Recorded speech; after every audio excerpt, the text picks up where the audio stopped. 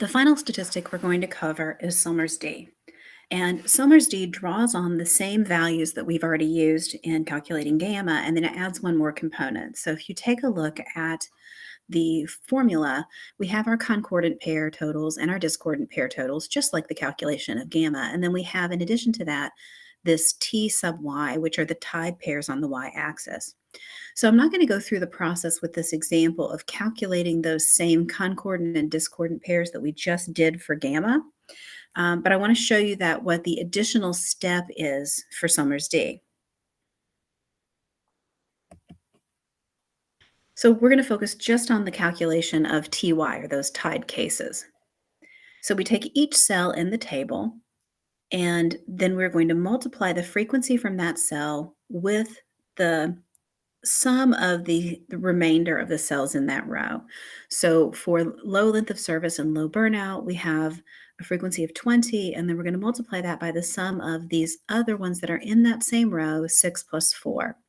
So the value for this cell is 200.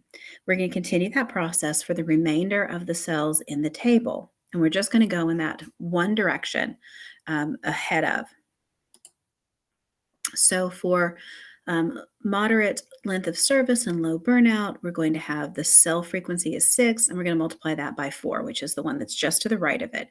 So we're not going to go in both directions. We're just going to the one that's to the right of it.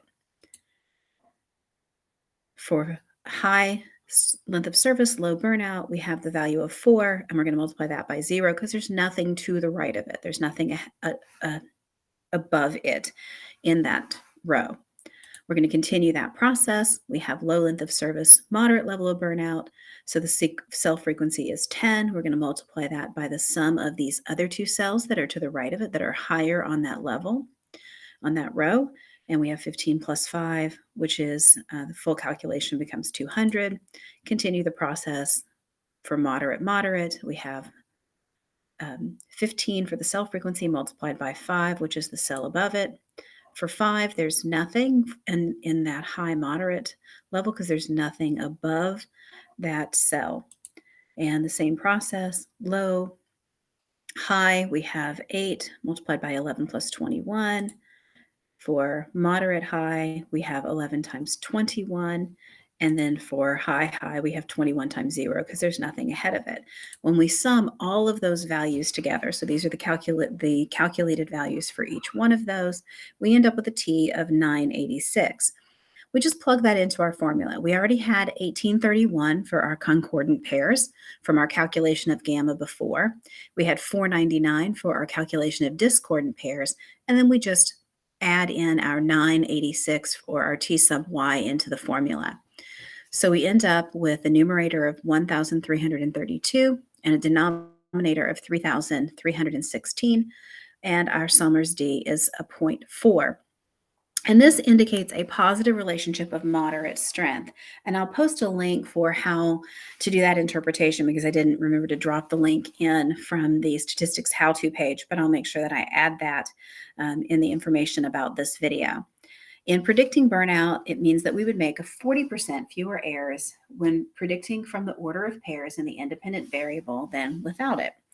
So this is slightly different than our calculation of gamma. We have a slightly different value, but it's interpreted in a slightly different way. And these are the measures of association that we use when we don't have interval ratio level data. What we'll do for the remainder of the semester are statistics that are making an assumption that you are dealing with true numeric data.